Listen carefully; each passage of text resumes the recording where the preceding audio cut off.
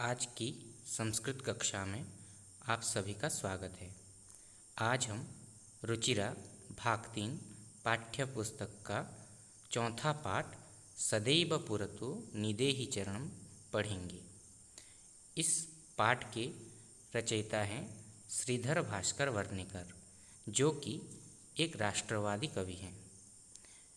इस कविता के माध्यम से अथवा इस गीत के माध्यम से वो मनुष्य समाज को एक प्रेरणा देते हैं कि ज़िंदगी में चाहे जितनी भी कठिनाइयाँ चुनौतियाँ क्यों ना आए, हमें उन सब का डट कर मुकाबला करना चाहिए, उनसे लड़ना चाहिए और आगे बढ़ना चाहिए।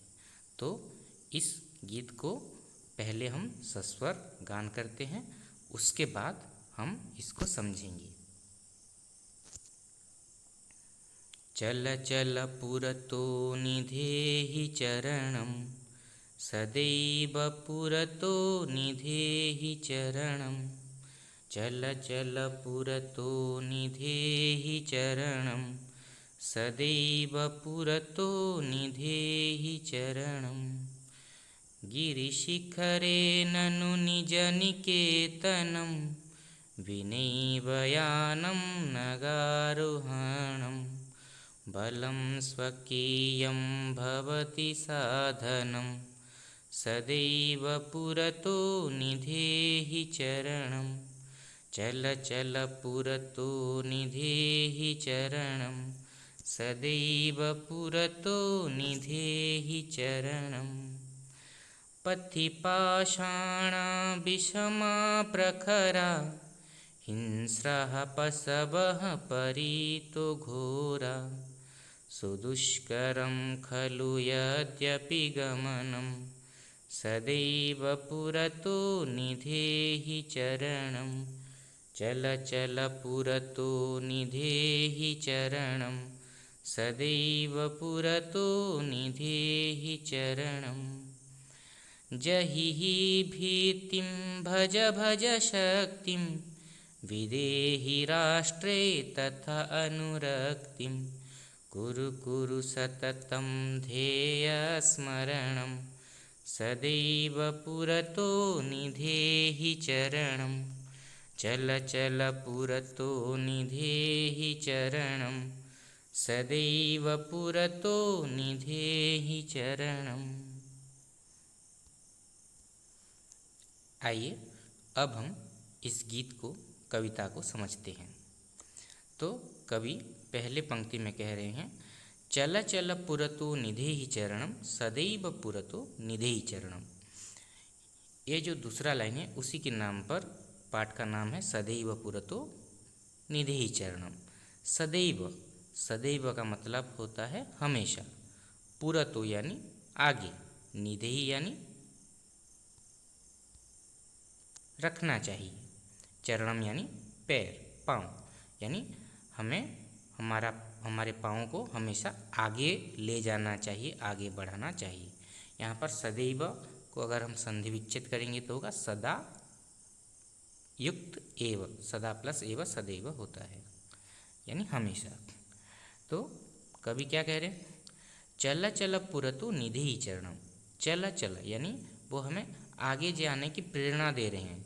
चल यानी चलो, आगे बढ़ो। कैसे चलो? हमेशा पुरतो निधेहि चरणम, पुरतो चरणम निधेहि। हमें कैसे चलना चाहिए आगे? हमें हमारे पैरों को, हमारे पाँव को हमेशा आगे लेकर चलना चाहिए, यानी किसी भी काम के लिए हमें पीछे नहीं हटना चाहिए, हमेशा आगे बढ़ना चाहिए। सदैव पुरतो निधेहि चरणम, हमेशा हमें हमारे पाँव को आगे बढ़ाना चाहिए, कभी पीछे हटना नहीं चाहिए। तो जब भी कभी हम कोई काम करते हैं, हर काम आसानी से नहीं होता है। कुछ काम के लिए बहुत मेहनत करना पड़ता है, कुछ के लिए बहुत बाधाएं उठानी पड़ती हैं। तो हमारे जीवन के रास्ते में बहुत सारी बाधाएं आती हैं, तो उन सब का सामना करके हमें हमेशा आगे बढ़ना चाहिए। जैसे कि गिरि शिखरे ननु निज निकेतनम, विनैवयानम नगारोहणम। अगर गिरि शिखरे यानी पर्वत के शिखर पर पहाड़ के ऊपर ननु निजा निकेतनम,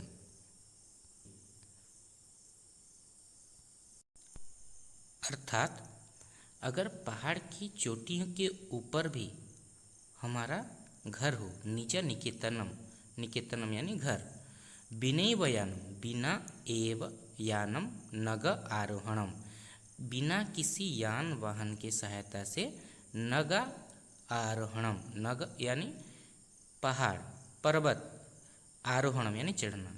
तो अगर हमारा घर किसी पहाड़ की चोटियों पर भी हो तो हमें बिना किसी वाहन के सहारे लिए हमें उस पहाड़ को चढ़ना होगा। नगारोहणम यानी पर्वतारोहण, नग यानी पर्वत होता है। बलम स्वकीयम भवति साधनम, तो ऐसे कामों में हमारा साधन क्या होता है?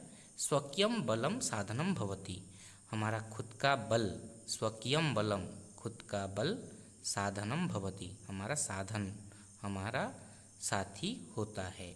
इसीलिए हमें हमेशा सदैव पुरतु निदेहि चरणम, हमेशा हमें आगे बढ़ना चाहिए।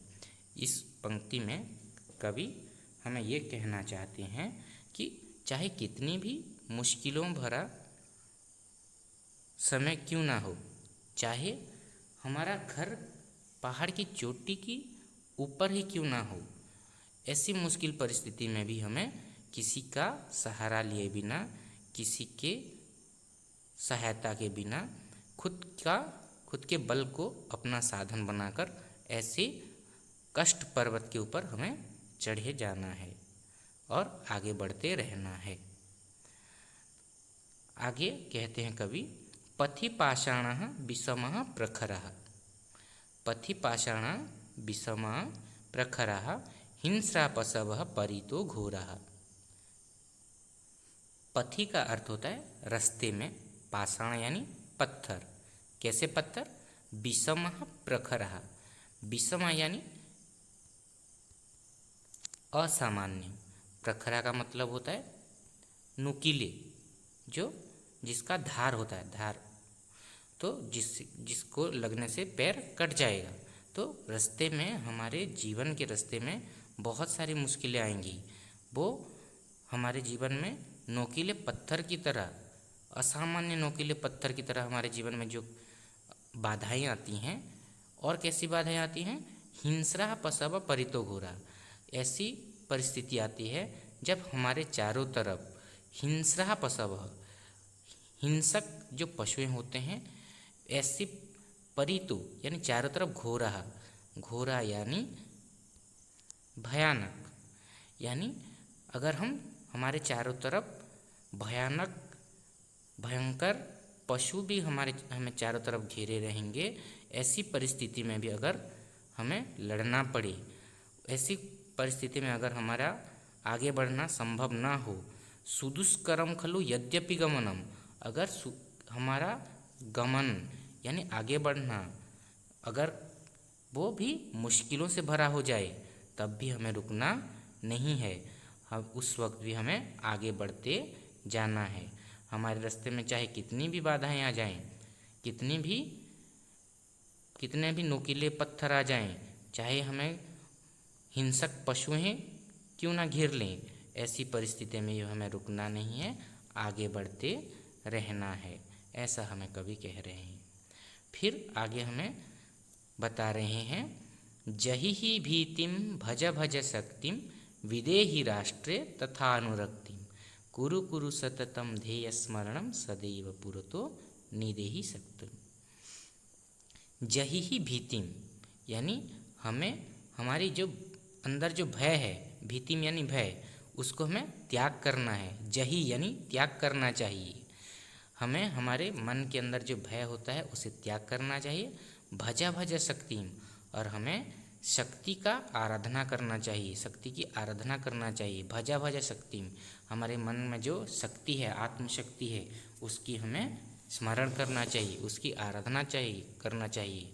और विदेही राष्ट्र तथानुरक्ति, हमें हमारे राष्ट्र के ऊपर वैसे ही अनुरक्ति, वैसे ही सम्मान प्रेम राष्ट्र के ऊपर विदेही यानी रखना चाहिए। और क्या करना चाहिए? कुरु कुरु सततम ध्येय स्मरणम, और हमें हमेशा सततम हमेशा ये बात ध्येय करना चाहिए, स्मरण करना चाहिए कि हमें हमेशा आगे बढ़ते जाना है। सदैव पुरतो निदेहि चरणम, यानी आगे बढ़ते रहना है। चाहे कितनी भी बाधाएं आ जाएं, कितनी भी मुश्किलें आ जाएं, हमें डरना नहीं है। उस डर को हमारे मन से निकाल देना है और शक्ति का स्मरण करना है, उसको याद करना है, और हमारे राष्ट्र के ऊपर हमारा प्रेम भाव, हमारा अनुरक्ति भाव उसके ऊपर बनाए रखना है। और इसी सारी बात को ध्येय स्मरण करके हमेशा आगे बढ़ते जाना है। आज के लिए इतना ही। धन्यवाद।